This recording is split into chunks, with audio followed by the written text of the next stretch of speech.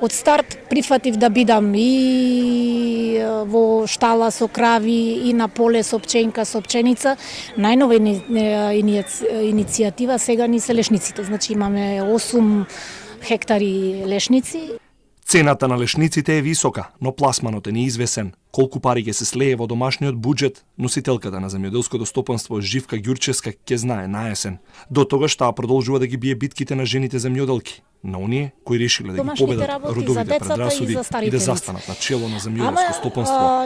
Секој четврти земјоделец е жена. Ако досега малку се зборуваше за нивните проблеми, пандемијата дополнително ја влоши состојбата со жените земјоделки во земјата. Сето тоа навистина доста негативно се одрази врз самите жени и во однос на психолошкиот притисок, дополнително тука економскиот момент, а со самото тоа што дури во рамките на семејствата над 80% истакна и се уште истакнуваат дека постои стрикно поделена улога на машки и женски работи во домаќинството, така да во тој момент всушност и нема многу голем избор или излез од самата криза и сето тоа и понатаму се продлабочи.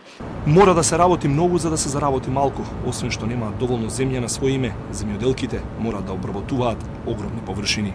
Со малку земја не, затоа што треба да имаш поголема површина на земја и да знаеш за што си вложил. Значи со 10 декара или 15 не можеш сите работи да ги распределиш на толку мал простор. Значи претежно би било најдобро да имаш над 10 хектара или 100 декара, ние што ги викаме, па за да можеш од сите култури да покриеш или од ваму или од таму, иначе со една култура или на една гранка многу тешко се излегува.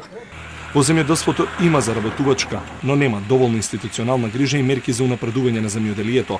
Истражувачите од Рурална коалиција дошле до заклучок дека жените земјоделки не слушнале како може да се вклучат во работата на локалните и националните институции поврзани со земјоделие, но и никогаш не аплицирале, ниту знаеле за проекти финансирани за родово одговорното буџетирање во локалната заедница. Голем дел од овие жени работат во семејството, придонесуваат за економските приходи на семејството и на семејното земјоделско стопанство, меѓутоа никаде не фигурираат во системот на државата.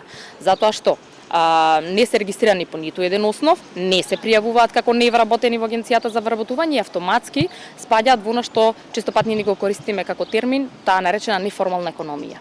Жената земјоделка може да успее во овој сектор, но само доколку се зголеми примената на концептот на родово одговорно буџетирање од страна на надлежното министерство, редовно да се изработуваат и објавуваат извештаите за еднакви можности на жените и мажите во секторот земјоделство и рурален развој, но најважно од се е да се зголеми бројот на мерки кои што ќе бидат насочени кон економското јакнење на жените од руралните средини со лесните критериуми и намален број на документи кои што ќе се бараат во самите апликации, се главните заклучоци на невладината рурален развој која ги истражувала проблемите на жените земјоделки.